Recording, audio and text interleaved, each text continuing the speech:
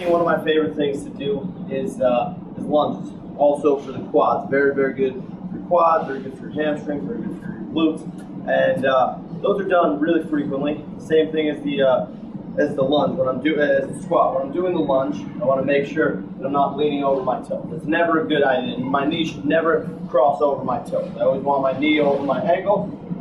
So proper squat form is I'm stepping back. I'm on my toes. My knee doesn't hit the ground. I'm staying straight with it. My body is straight. My back is straight. I'm working the leg. Right now, my right quad is so activated that I'm feeling it pull just from this squat position, just from holding. And again, it's the same thing when you're doing squats. You can just sit and hold for about 10 seconds. Come up. Start adding time holds to it. Do the same thing for the squats. I can step back, squat. So I can start off by just doing one side at a time. I step back, I lunge. Step back, I lunge. Step back, I lunge. Then we'll do the other side. Step back and lunge. You hold it a little bit to feel the burn in the quad. You lunge.